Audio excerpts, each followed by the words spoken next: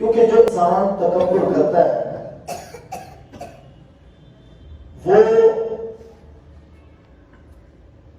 اپنی من کی بات مانتا ہے، اپنے گھمنڈ کے اندر آ کے وہ اپنے آپ کو، اپنی ذات کو بڑا سمجھتا ہے، اپنی بات کو زیادہ ترجیح دیتا ہے، اپنی انا کی پیروی کرتا ہے، اور اسی چیز کو ہی قرآن میں شرک کی ایک قسم قرار دی گئی ہے۔ أَفَرَأَيْتَ مَنِ اتَّخَذَ إِلَٰهَهُ هَوَاهُ وَأَضَلَّهُ اللَّهُ عَلَىٰ عِلْمٍ، کیا تم نے اس شخص کو نہیں دیکھا جس نے اپنی خواہش کو اپنا رب بنا لیا ہے اور علم ہونے کے باوجود وہ گمراہ ہوا ہے؟ اس نے اپنے علم کے اوپر تکبر کیا، غرور کیا، اور اس وجہ سے وہ گمراہی میں چلا گیا۔ اپنی ذات کو، اپنی بات کو اس نے ترجیح دی رب کے فرمان کے اوپر، محمد رسول اللہ صلی اللہ علیہ وسلم کی سنت کے اوپر۔ تو ایسا کرنے والا انسان متکبر ہوتا ہے۔ تکبر صرف رب کی ذات کے شیان شان ہے۔ الکبر ردائی والعظمت ازاری، رب العزت نے فرمایا ہے کہ تکبر میری چادر ہے اور بڑائی، عظمت میرا ازار ہے، یعنی اس کو رب نے اپنا لباس قرار دیا ہے۔ فمن نازعنی واحدا منہما القیتہ فی جہنم، جو بندہ ان دونوں چیزوں میں سے تکبر اور عظمت، بڑائی، رب سے لے کر اپنے اندر پیدا کرنے کی کوشش کرے گا، اپنے اندر یہ چیزیں اپنانے کی کوشش کرے گا، اللہ فرماتے ہیں اس کو میں منہ کے بل گھسیٹ کر جہنم میں ڈالوں گا۔ تو تکبر ایک مہلک گناہ ہے، مہلک بیماری ہے جو انسان کو ہلاک کر کے رکھ دیتی ہے، انسان کی نیکیاں تباہ کر کے رکھ دیتی ہے، ضائع کر دیتی ہے۔ اور زیادہ تکبر تو ویسے ہی قابل قبول نہیں ہے، ایک ذرے کے برابر بھی تکبر ہو تو وہ بھی انسان کو جہنم میں لے جانے کے لیے کافی ہے۔ لا يدخل الجنة من كان في قلبه مثقال حبة من خردل من كبر، اس کی ہولناکی اور بھیانک ہونے سے ڈرانے کے لیے نبی رحمت صلی اللہ علیہ وسلم نے ارشاد فرمایا کہ ہرگز جنت میں داخل نہیں ہوگا وہ انسان جس کے دل کے اندر ایک رائی کے ذرے کے برابر بھی تکبر ہوا، وہ جنت میں نہیں جائے۔ اتنا اللہ کو یہ تکبر کسی اور کے اندر ناپسند ہے۔ تکبر صرف رب کی ذات کے شیان شان ہے۔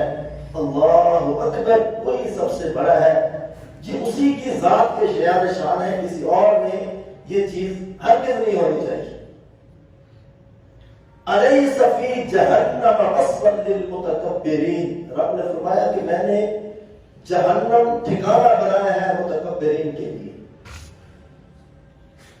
اور یہ شرک ہو، کفر ہو یا جتنی بھی نافرمانیاں ہو، یہ ساری تکبر کی ایجادات ہیں۔ آگے تکبر کی جڑیں ہیں، شاخیں ہیں، کیونکہ جس نے بھی اللہ کی نافرمانی کی، اللہ کے انبیاء کی نافرمانی کی، اس کی بیس، اس کی بنیاد تکبر تھی۔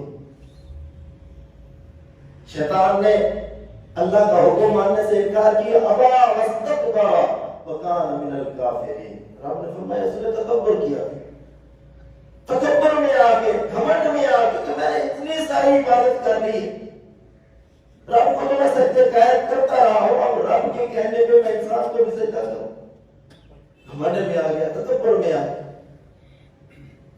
نتیجہ کیا نکلا؟ ہمیشہ کے لیے اس کے تکبر کی سزا کے طور پر رب نے اسے دھتکار دیا، اس کی زندگی کی ساری عبادتیں ضائع ہو گئیں، ساری نیکیاں ضائع ہو گئیں، ایک بار تکبر اور غرور کرنے کی وجہ سے۔ انتہائی مہلک ہلاک کرنے والا گناہ ہے یہ تکبر۔ قارون نے تکبر کیا، اتنے خزانے، اتنی دولت کہ اس کے خزانوں کی چابیاں بھی اونٹوں کی ایک بڑی جماعت، بڑا گروہ اس کے خزانوں کی چابیاں لے کے جایا کرتا تھا۔ اتنے خزانے، تکبر کیا تو رب نے اس کی ساری دولت سمیت اس کو زمین پہ دھنسا دیا، تکبر کی وجہ سے، غرور کی وجہ سے۔ تو تکبر اللہ کو انتہائی ناپسند ہے، اور جب یہ حد سے بڑھ جائے تو پھر رب عبرتناک سزا دیتا ہے، پھر رب انتہائی سخت طریقے سے، شدید طریقے سے اللہ رب العزت پکڑتے ہیں۔ تو اس لیے ہمیں اپنے آپ کو تکبر سے بچانا چاہیے، اپنے اندر عاجزی پیدا کرنی چاہیے، انکسار پیدا کرنا چاہیے، مٹا دینا چاہیے اپنے آپ کو، اپنے من کو۔ کسی چیز کے اوپر بھی تکبر، گھمنڈ اترانا نہیں چاہیے۔ تکبر کس چیز کا نام ہے؟ اس کی علامات کیا ہیں؟ اس کی نشانیاں کیا ہیں؟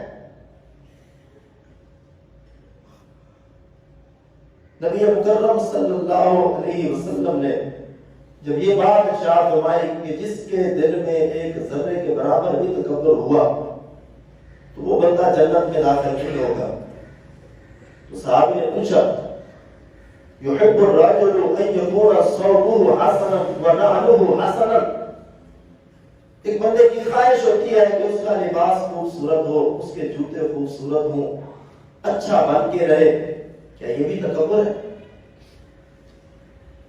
رسول رحمت صلی اللہ علیہ وسلم نے ارشاد فرمایا ان اللہ جمیل یحب الجمال، رب خوبصورت ہے اور خوبصورتی کو پسند فرماتا ہے۔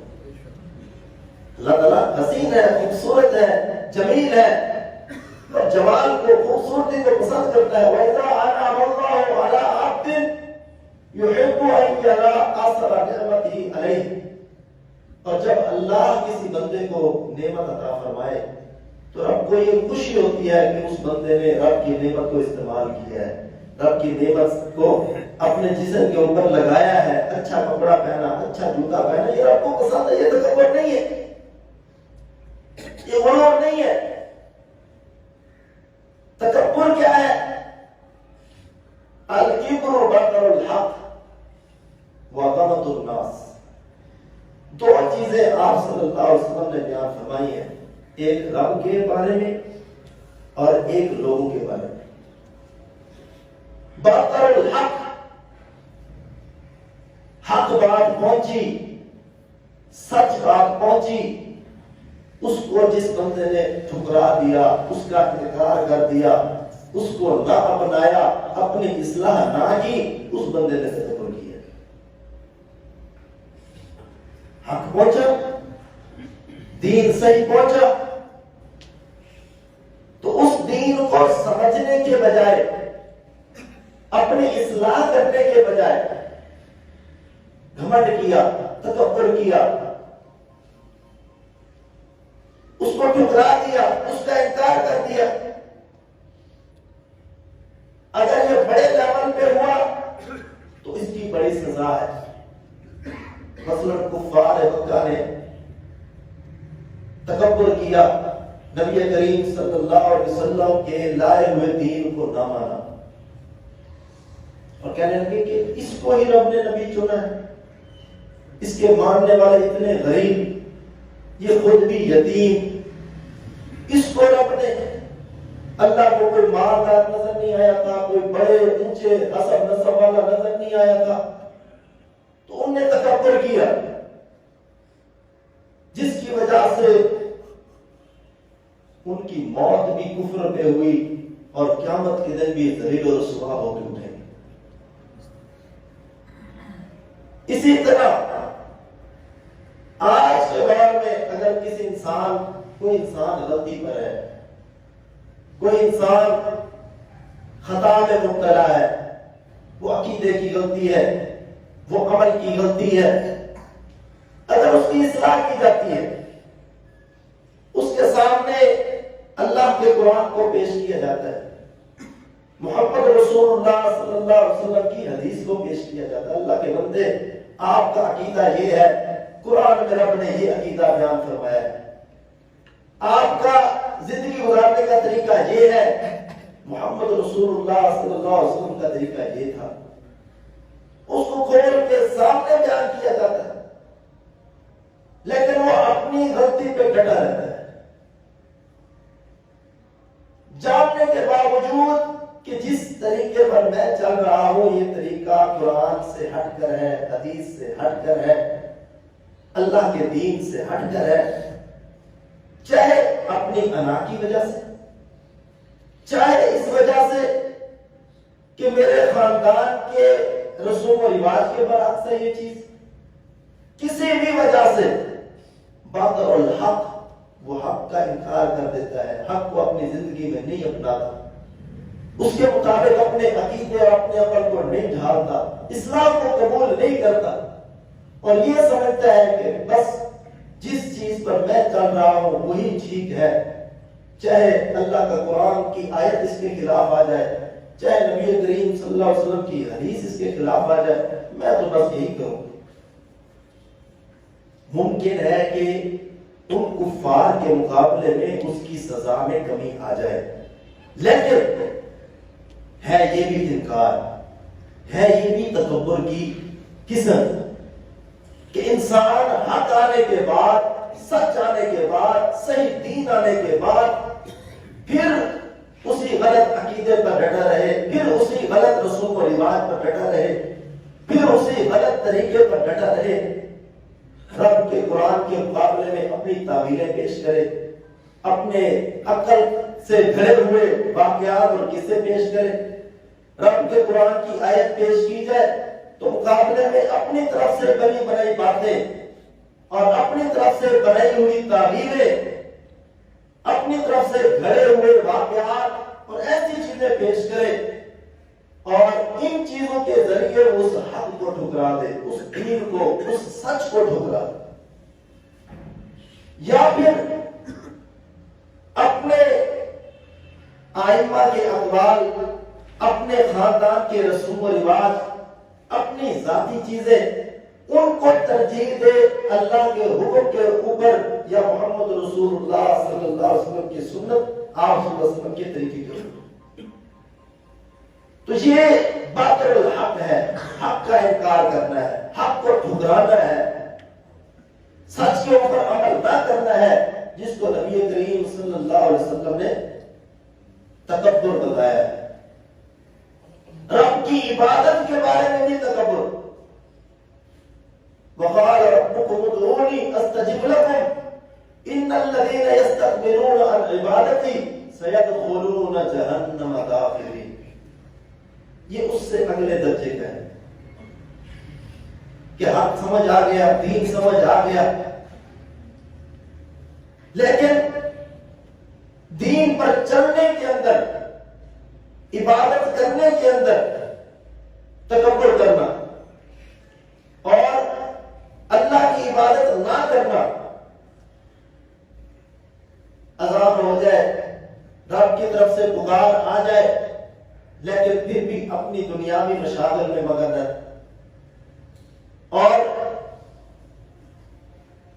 نماز کو صحیح طریقے سے ادا نہ کرنا، روزے کو ادا نہ کرنا، زکات نہ دینا، یعنی جو عبادات رب نے حکم دی ہے ان کو بجا نہ لانا، یہ بھی تکبر ہے۔ ان الذین یستکبرون عن عبادتی سیدخلون جہنم داخرین، کہ ایک تو انسان نہ کرے، دوسرا یا پھر جو چیزیں اللہ کے شایان شان ہے وہ کسی اور سے جا کے مانگے۔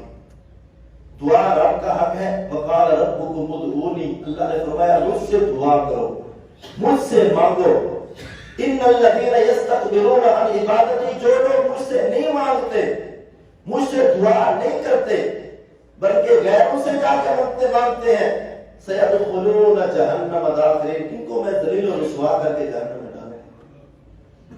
تو اللہ کی عبادت کے اندر اس کو نہ کرنا یہ بھی تکبر ہے۔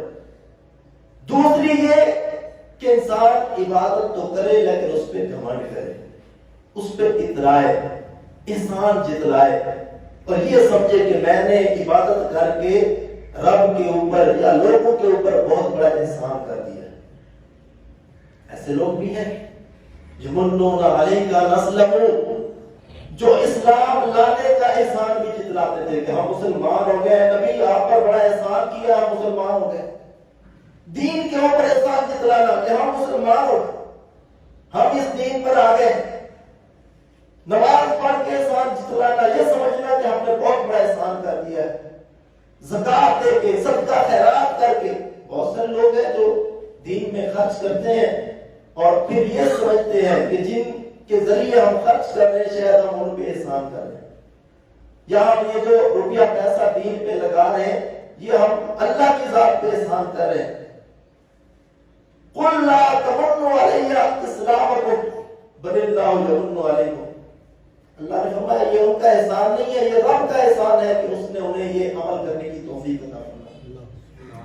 یہ رب کا احسان ہے کہ اس نے اس دین پر دین حق کی سمجھ عطا فرمائی۔ ہمیں چن لیا ہے رب نے، کئی لوگوں میں سے ہمیں منتخب کر لیا، ہمارے اوپر رب کا احسان نہیں۔ کئی لوگ ہیں جو ہمیں اپنے آپ کو ہم سے زیادہ سمجھدار سمجھتے، زیادہ عقل مند سمجھتے، لیکن رب نے ہمیں چن کے اس راستے پہ لگا دیا۔ اور بھائی تمہارا کام ہے مسجد میں آنا، تمہارا کام ہے امامت کرانا، تمہارا کام ہے دین پہ چلنا، تمہارا کام ہے حق کو سمجھنا، لوگوں کو سمجھانا۔ رب نے ہمیں پکڑ کے اس راستے پہ لگا دیا، یہ رب کا احسان ہے۔ یہ رب کا احسان ہے کہ اس نے ہمیں اس راستے پہ لگا دیا۔ یہ رب کا احسان ہے کہ اس نے ہمیں نماز پڑھنے کی توفیق عطا فرمائی۔ ہم کس بات کی مولی ہے، مسجد کے ساتھ گھر ہوتا ہے، ساری زندگی مسجد میں آنے کی توفیق نہیں ہوتی۔ یہ اللہ کا احسان ہے نا کہ رب نے سب کچھ چھڑوا کے میرے دل میں بات ڈال دی، بھئی آپ تو نماز پڑھ، وہ پڑھے یا نہ پڑھے تیرے اوپر۔ نبی کریم صلی اللہ علیہ وسلم نے ارشاد فرمایا من یرید اللہ بہ خیرا یفقہہ فی الدین۔ رب جس کے ساتھ بھلائی کا ارادہ فرماتے ہیں، احسان کا ارادہ فرماتے ہیں، رب اس کو صحیح دین کی سمجھ عطا فرماتے ہیں، اسے سیدھے راستے کی سمجھ عطا فرما دیتے ہیں۔ ان اللہ یؤتی الدنیا من یحب ومن لا یحب ولا یؤتی الدین الا من یحب۔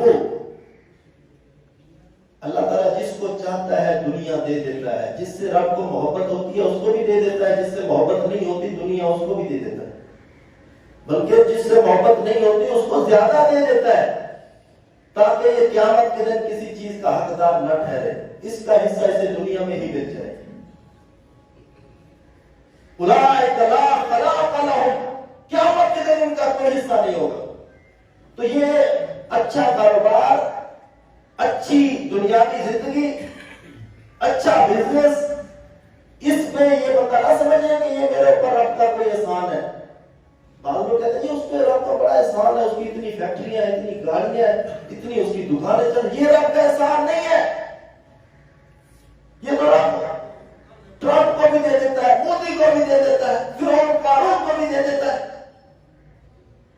رب کا احسان کس چیز کے اندر ہے؟ وَلَا يُعْطِ الدِّينَ، اللہ ہرگز دین اس بندے کو نہیں دیتا، صحیح حق کی راہ میں اس بندے کو نہیں کرتا جس سے اللہ کو محبت نہیں ہوتی۔ اللہ دین کی سمجھ، سیدھے راستے کی سمجھ، توحید کی سمجھ، سنت کی سمجھ صرف اور صرف دیتا ہی اسی بندے کو ہے من یحبہ، جس سے رب کو محبت ہوتی ہے، جس سے اللہ کو محبت ہوتی ہے۔ تو اس میں اترانا، گھمنڈ کرنا یہ درست نہیں ہے، اس پہ رب کا شکر ادا کرنا چاہیے، اس پہ اللہ کا احسان ماننا چاہیے، رب کا شکر ادا کرنا چاہیے۔ رب نے آپ کو اپنی راہ میں خرچ کرنے کی توفیق دی ہے۔ کئی لوگ ہیں میلوں پہ خرچ کرتے ہیں اور اللہ کے رسول کی نافرمانی میں خرچ کرتے ہیں، بدعات رسومات میں خرچ کرتے ہیں، ان کے کروڑوں کی خرچ کیے ہوئے ضائع جاتے ہیں، بلکہ ان کے لیے وبال بنتے ہیں۔ آپ سیدھے راستے پہ، صحیح حق پہ، صحیح دین پہ، توحید کے لیے، سنت کے لیے 1 روپیہ بھی خرچ کریں، ایک کھجور کا دانہ، آدھا دانہ بھی اگر کھجور کا خرچ کریں، رب قدردان ہے، اس کو پالتا رہتا ہے، پالتا رہتا ہے، حتیٰ تکون کالجبل، حتیٰ کہ کھجور کا وہ ایک تھوڑا سا تنکا وہ دانہ قیامت کے دن اس کا اجر احد پہاڑ سے بھی بڑھ چکا ہوگا۔ بڑا قدردان ہے، یہ رب نے توفیق دی ہے کہ ہم صحیح راستے پہ خرچ کریں، صحیح راستے پہ۔ میں اپنا پیٹرول لگا کے محنت کر کے ادھر پہنچوں، یہ رب کا احسان۔ آپ اپنا سارا کچھ چھوڑ کے ادھر آئے ہیں، دور سے آئے ہیں، اور تھوڑا سا پیسہ خرچ کیا، دین پہ لگایا، درس میں خرچ کیا، مسجد پہ خرچ کیا، اور اللہ کے دین میں خرچ کیا، یہ رب کی آپ کے اوپر توفیق ہے۔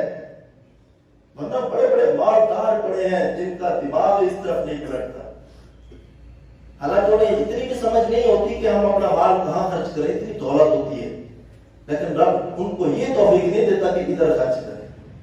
یہ رب نے مجھے اور آپ کو چنا ہے، اس پہ رب کا شکر ادا کرنا چاہیے، ہمارے نہیں فخر نہیں کرنا چاہیے۔ صحابہ کی شان تھی الذین یؤتون ما آتوا وقلوبهم واجلۃ انہم الی ربہم راجعون۔ نماز پڑھ رہے ہیں تو دل دھڑک رہے ہیں، روزہ رکھے ہوئے ہیں تو دل دھڑک رہے ہیں، زکات دے رہے ہیں، خرچ کر رہے ہیں، حتیٰ کہ اپنے گھر کا سارا مال بھی خرچ کر رہے ہیں، تب بھی دل دھڑک رہے ہیں کہ رب قبول فرمائے، اللہ قبول کر لے۔ اترانا نہیں ہے، گھمنڈ نہیں کرنا، احسان نہیں جتلانا، رب کا شکر ادا کرنا ہے، رب سے ڈرنا ہے۔ الذین هم فی صلاتهم خاشعون، نماز میں کھڑے ہو کے ایسے چوڑے ہو کے نہیں کھڑے ہوتے کہ ہم رب پہ احسان کر رہے ہیں، بلکہ جھک کے خشوع و خضوع کے ساتھ کہ رب تو قبول فرما، تو نے ادھر تک آنے کی توفیق دی ہے تو اللہ کو اپنی بارگاہ میں قبول بھی فرما۔ یہ صحابہ کی شان، یہ صحابہ کی عظمت، اسی لیے رب نے انہیں جنت کے سرٹیفکیٹ دیے۔ تو تکبر نہیں کرنا، غرور نہیں کرنا، کوئی اصلاح کرے، کوئی صحیح بات بتائے، کوئی سیدھی بات کرے، میرے اندر کوئی غلطی ہے، کوئی خامی ہے، کوئی اونچ نیچ ہے، عمل کی ہے، اخلاق کی ہے، یا بولنے میں ہے، بات کرنے میں ہے، کوئی بھائی آ کے مجھے بتا دے کہ آپ کے اندر یہ کمی ہے، یہ خامی ہے، مجھے خوش دلی سے اس کا شکریہ ادا کرنا چاہیے۔ بھائی آپ نے میری اصلاح کی ہے، مجھے صحیح بات بتائی ہے، تیرا شکریہ، اللہ تجھے جزا دے۔ اگر میں اتنا ہوں، تجھے رب نے مجھ سے زیادہ علم دیا، مجھے تو اتنی کتابیں یاد ہیں، مجھے تو اتنا میرے پاس علم ہے، تو میری اصلاح کرنے آتی تو مجھے بتا دیا ہے کہ صحیح کیا ہے غلط کیا ہے۔ یہ بھی تکبر ہے۔ اگر انسان آگے سے اس کی اصلاح کی جائے، سیدھی بات، ہاں اصلاح کا بھی انداز اچھا ہونا چاہیے، یہ بھی اصلاح کے بھی ضابطے ہیں۔ اس طرح اصلاح نہیں کرنی چاہیے کہ اگلے بندے کی انسلٹ ہو جائے، بے عزتی ہو جائے، عزت نفس مجروح ہو جائے۔ اصلاح بھی الدین النصیحہ، خیر خواہی کے طریقے سے، خیر خواہی کی نیت سے اصلاح ہونی چاہیے۔ اگر آپ کسی کی غلطی دیکھ کے سب کے سامنے اسے کہتے ہو بھائی تیرے اندر یہ غلطی ہے تو اصلاح کر، اس بیچارے کی توجہ غلطی کی طرف کم جائے گی، ادھر ادھر زیادہ جائے گی کہ کتنے لوگوں میں میری بے عزتی ہوگی۔ رسول رحمت صلی اللہ علیہ وسلم کی اصلاح کا کیا طریقہ تھا؟ جب بھی کسی میں کوئی کمی دیکھتے، خامی دیکھتے، غلطی دیکھتے، ما بال اقوام یا ایھا الناس، یعنی جنرل بات کرتے کہ کچھ لوگ یہ کام کرتے ہیں، یہ کام اللہ کو پسند نہیں ہے، یہ نہیں کرنا چاہیے۔ کسی کا نام لے کے کسی کو جو ہے ٹارچر نہیں کرتے تھے، عمومی بات کرتے کہ یہ بات درست نہیں ہے، کچھ لوگوں میں یہ چیز ہے جبکہ اللہ کو یہ بات پسند نہیں ہے، یہ نہیں کرنا چاہیے۔ اسلام ایسے انداز سے کہ اگلا بندہ محسوس نہ کرے کہ میرے انسان ہوئی، خیر خواہی کے انداز سے، خیر خواہی کی نیت سے، یا پھر اس بندے کو انفرادی الگ بلا کے، تنہائی میں بلا کے۔ ایک مردوں نے آ کے مسجد نبوی میں پیشاب کر دیا، قضاء حاجت کر رہا ہے، صحابہ نے اسے جھاڑنا شروع کیا، اس کو برا بھلا کہنا شروع کیا، تو آپ نے سب کو روک دیا اور فرمایا کہ اس کو اپنی ضرورت پوری کرنے دیں. اس طرح مسجد بھی زیادہ خراب ہوگی، اس بیچارے کا بھی نقصان ہوگا. اس نے اپنی حاجت پوری کی تو رسول رحمت صلی اللہ علیہ وسلم نے صحابہ کو حکم دیا احریقوا علیہ الماء، اس پہ پانی بہا دو، اس کو دھو دو. اور اس کو الگ بلایا کہ ان المساجد لم تبنى لهذا، مسجدوں میں یہ چیزیں درست نہیں ہوتی، تم ایسا نہ کیا کرو مسجد میں. انتہائی اخلاق کے ساتھ. اب ہمارے سامنے کوئی ایسی چیز ہو تو ہم کس طرح تیش میں آ جاتے ہیں کہ اگلا بندہ پھر مسجد میں آئے ہی نہ. ایک دفعہ اس بیچارے سے غلطی کیا ہو گئی کہ اس نے پاؤں کے ساتھ پاؤں نہیں ملائے، یا اس نے ہاتھ صحیح نہیں باندھے، یا رکوع صحیح نہیں کیا. بھی لائبریری میں کیا ہے نا، وہ کون سا یا ہم کون سا ماں کے پیٹ سے پڑے ہوئے ہیں. اگر اس بیچارے سے غلطی ہو گئی، اس کی شلوار تک سے نیچے چلے گئی، یا کوئی بھی ایسی چیز لائبریری میں ہو گئی، تو اس کے اوپر ایسے نہ پڑ جائے کہ وہ بندہ دوبارہ اس مسجد کی طرف رخ ہی نہ کرے. اخلاق کے ساتھ، اچھے رویے کے ساتھ. اور پھر جس بندے کی آسان انداز سے اصلاح کی جائے، اسے اصلاح کو قبول بھی کرنا چاہیے، اپنی اصلاح کر لینی چاہیے. اگلے بندے کا شکریہ ادا کرنا چاہیے کہ آپ نے میری اصلاح کی. حضرت عمر رضی اللہ تعالیٰ نے باقاعدہ ایک بندہ مقرر کیا ہوا تھا کہ جہاں بھی مجھ سے کمی بیشی خامی ہو تو آپ میری اصلاح کیا کرو. بس اوقات بندے کو خود نہیں پتا چلتا، غلطی کر جاتا ہے انسان لیکن خود نہیں پتا چلتا. انہوں نے ایک بندہ خصوصاً اس کام کے لیے رکھا ہوا تھا کہ جب بھی میں دین سے تھوڑا ہٹنے لگوں، اخلاقیات میں تھوڑا ہٹنے لگوں، کوئی تھوڑی سی کمی بیشی ہو تو میری اصلاح کر لیں. اس لیے ہمیں بھی اصلاح کو قبول کرنا چاہیے. اس میں ہمیں دنیا کی بھی ہمارے لیے بھلائی، آخرت کا بھی فائدہ. تو باطل الحق، حق کو ٹھکرانا، حق کا انکار کرنا، یہ تکبر ہے. دوسری کیا ہے؟ وغمط الناس، وہ لوگوں کے معاملے میں ہے، لوگوں کو کم تر سمجھنا، لوگوں کو گھٹیا سمجھنا. چاہے رب نے مال زیادہ دے دیا ہے، وہ بھی اللہ کی طرف سے آزمائش ہے. اولاد اور مال، انما اموالکم واولادکم فتنہ، یہ مال اولاد، اچھا زیادہ دولت مل جانا، طاقتور خوبصورت نوجوان اولاد مل جانا، یہ بھی آزمائش ہے.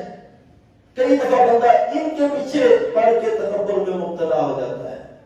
تو تکبر نہیں کرنا، حسب نسب کے اوپر کوئی بڑی ذات نہیں. ہمارے گمان میں ہے کہ کون سی ذات چھوٹی ہے، کون سی بڑی ہے، کون سی اونچی ہے، کون سی نیچی ہے. رب کے سامنے ان کا کوئی فرق نہیں ہے. وہ بلال حبشی بھی ہو تو دنیا میں چلتا ہے، رب قدموں کی آواز جنت میں سنواتا ہے.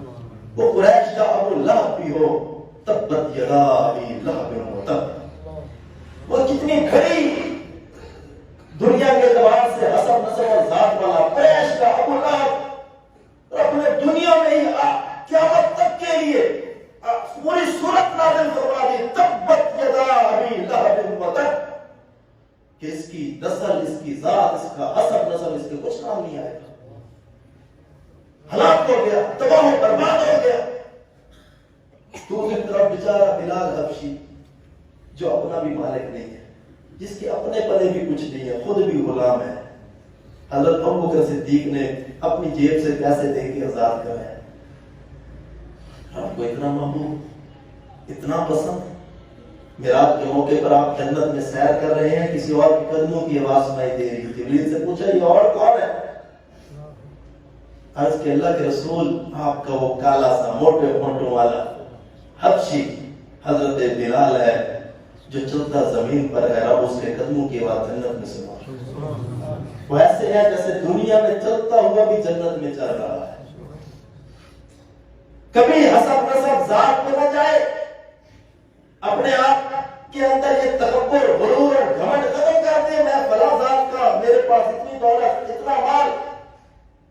رب قارون کو خزانوں سمیت زمین میں دھنسا سکتا ہے تو ہم بھی رب سے دور نہیں ہیں.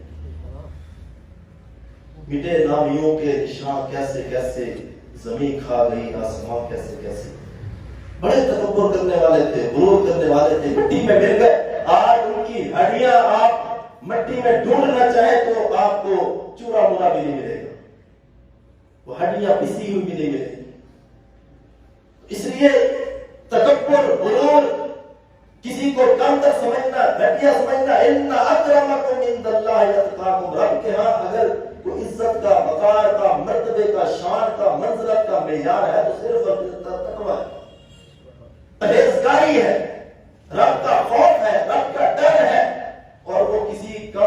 والے میں بھی پیدا ہو سکتا ہے، بلکہ انہی میں زیادہ ہوتا ہے۔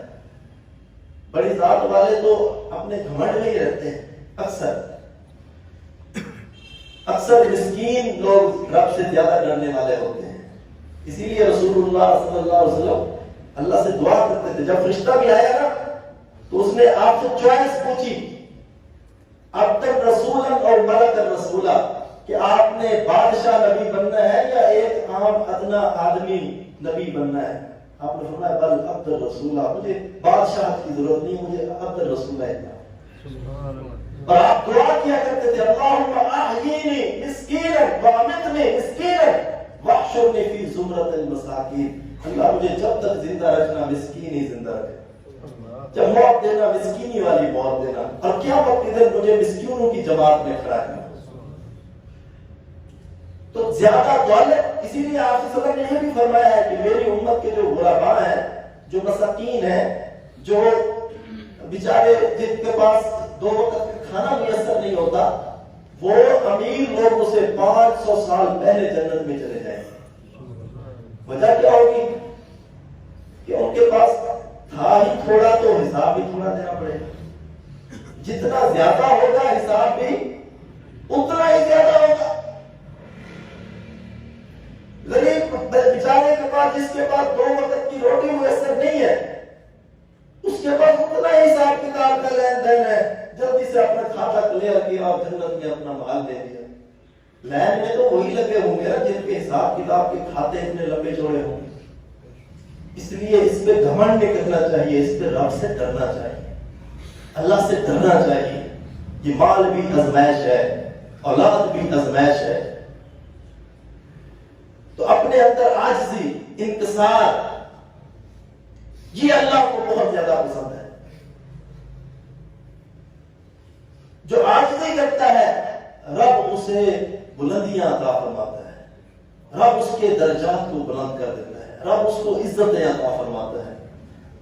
دنیا میں بے شک اسے کوئی پوچھنے والا نہ ہو، رب اپنے فرشتوں کے گروہ کے اندر وما یعلم جنود ربک الا هو، اللہ کی فوج کو صرف اللہ ہی جانتا ہے اور کوئی نہیں جانتا۔ رب اپنی فوج کے اندر اس کا ذکر کرتا ہے کہ میرا فلاں بندہ رب اشعث اغبر لو اقسم علی اللہ لا برہ۔ کئی لوگ ہوتے ہیں بڑا گندا حالت، اشعث اغبر، لیکن اللہ کے ہاں ان کا اتنا بڑا درجہ ہوتا ہے کہ وہ قسم اٹھا کے کوئی بات کرتے تو رب ان کی بات کو موڑتا نہیں ہے، ان کی بات کو پورا کر دیتا ہے، ان کی بات کو رب ٹکراتا نہیں ہے، انکار نہیں کرتا، ان کی بات کو پورا کر دیتا ہے۔ تو اس لیے میرے بھائیوں، ہمارے اندر حسن اخلاق، اچھا رویہ تبھی پیدا ہو سکتا ہے جب ہم اپنے اندر سے تکبر کو ختم کریں گے، ہم اپنے اندر سے انا کو، غرور کو، گھمنڈ کو ختم کریں گے، پھر ہمارے اندر عاجزی آئے گی، اچھا اخلاق آئے گا، اچھا رویہ آئے گا، اور یہ رب کو بہت پسند ہے۔ عاجزی والا اچھا اخلاق، اچھا رویہ اللہ کو بہت پسند ہے، اور صحابہ اس کو اپنانے کی کوشش کیا کرتے تھے۔ حضرت عبداللہ بن سلام رضی اللہ تعالیٰ عنہ، بڑا اللہ نے مار دیا تھا، لیکن وہ مکہ کے اندر مدینے کے اندر اکثر جاتے تو لکڑی کی گٹھڑیاں باندھ کے اپنے سر کو اٹھا لیا کرتے تھے۔ صحابہ پوچھتے اے عبداللہ بن سلام، اللہ نے آپ کو اس سے غنی کیا ہے، آپ کو ضرورت نہیں ہے کہ آپ اپنے سر پہ لکڑیوں کا گٹھا اٹھائیں، کسی اور کو بھی پیسے دے کے آپ اٹھوا سکتے ہیں، خود کیوں اٹھاتے ہیں؟ تم نے کہا مجھے ضرورت تو نہیں ہے، بلکہ اريد ان اذهب الكبر، لیکن میں اپنے اندر سے جو ذرہ ہو نا کبر کا، تکبر کا، اس کو بھی مٹانا چاہتا ہوں، اس کو بھی ختم کرنا چاہتا ہوں، کیونکہ رسول اللہ صلی اللہ علیہ وسلم نے فرمایا، میں نے آپ سے سنا، آپ نے فرمایا جس کے دل میں ایک ذرے کے برابر بھی تکبر ہوا تو وہ جنت میں نہیں جائے گا۔ میں اس ذرے کو بھی ختم کرنے کے لیے اپنا بوجھ خود اپنے سر پہ اٹھاتا ہوں۔ آپ سب کو پسند تھا کہ انسان اپنا کام خود کرے، تو اس لیے کوشش کیا کریں کہ اپنے اندر سے تکبر کو، غرور کو ختم کریں، عاجزی اپنائیں، انکسار اپنائیں، یہ رب کو بہت پسند ہے۔ اور ایک چیز آپ صلی اللہ علیہ وسلم نے یہ بھی فرمائی ہے کہ جو بندہ سلام پہلے کرتا ہے، سلام میں پہل کرتا ہے، میں گارنٹی دیتا ہوں کہ وہ بندہ تکبر سے بری ہے، اس میں تکبر نہیں ہے۔ تو یہ چیز بھی ہمیں اپنے اندر اپنانی چاہیے۔ تکبر کو مٹانے کے لیے، تکبر کو ختم کرنے کے لیے حسن اخلاق، اچھا رویہ اپنانا چاہیے۔ نبی کریم صلی اللہ علیہ وسلم ارشاد فرمایا ان الرجل لا يبلغ درجة القائم الصائم بالخلق الحسن، اگر کوئی بندہ اچھا اخلاق اپنائے، اچھا رویہ اپنائے، لوگوں سے مسکراہٹ کے ساتھ ملے۔ نبی کریم صلی اللہ علیہ وسلم ہر بندے سے ایسے ملتے تھے کہ ہر بندہ یہ سمجھتا تھا کہ شاید آپ صلی اللہ علیہ وسلم ہر کسی سے بڑھ کر مجھ سے محبت کرتے، ہر بندے سے، جس سے بھی ملتے، جس سے بھی بات ہوتی، جس سے بھی گفتگو ہوتی، ہاتھ پکڑ لیتے اور تب تک نہ چھوڑتے جب تک وہ بندہ خود نہ چھوڑواتا۔ ہم تو ایسے ہاتھ بھی ایسے ادھورے سے دیتے ہیں، یہ بھی تکبر کی علامت۔ سلام تو کرے تو جواب بھی پورے منہ سے نہیں دیتے، وہ بندہ انتظار میں رہتا ہے کہ بھائی میں نے سلام کیا ہے، جواب تو دے دے۔ حالانکہ ہاتھ ملانا، یہ مصافحہ کرنا رب کو بہت پسند ہے۔ آپ صلی اللہ علیہ وسلم نے ارشاد فرمایا دو مسلمان آپس میں ملتے ہیں، فیتصافحان، مصافحہ کرتے ہیں، ہاتھ ملاتے ہیں، جب وہ دونوں ہاتھوں کو چھوڑتے ہیں، الگ کرتے ہیں، تو ان دونوں کے پچھلے سارے گناہ معاف ہو چکے ہوتے ہیں۔ اللہ کے ساتھ گناہوں کو معاف فرمائے۔ تو اس لیے یہ چیزیں آپس میں محبت، اچھا اخلاق، اچھا رویہ، کسی کے کو کمتر نہ سمجھیں، اور اپنے اندر سے جو تکبر ہے، جو غرور ہے، جو ذرہ ہے اس کو بھی مٹانے کے لیے مساکین میں بیٹھا کریں، غرباء میں بیٹھا کریں، جن کو لوگوں میں کمتر سمجھا جاتا ہے ان کے ساتھ بیٹھا کریں، تاکہ وہ جو اندر کا ہے مال کا، دولت کا، حسب نسب کا تکبر وہ ختم ہو۔ حضرت عبداللہ بن عمر رضی اللہ تعالیٰ عنہ اس وقت تک کھانا ہی کھایا کرتے تھے جب تک کوئی مسکین نہ آ جاتا، مسکین کو بلاتے، جوڑتے، تلاش کرتے، پھر اس کے ساتھ کھانا بناؤ فرماتے۔ تو یہ چیز ہمیں اپنے اندر بھی، ہم تو اپنی شادیوں میں، خوشی غمی میں غریبوں کو، مسکینوں کو، بیچاروں کو بلاتے نہیں جو اصل حقدار ہوتے ہیں۔ تو اس لیے میرے بھائیوں یہ چیزیں ہمیں اپنے اندر پیدا کرنی چاہیے، اپنے اندر سے تکبر کو، غرور کو ختم کرنا چاہیے۔ اللہ رب العزت سے دعا ہے کہ اللہ تعالیٰ ہمیں اپنی اصلاح کرنے کی توفیق عطا فرمائے۔ وما علینا الا البلاغ المبین۔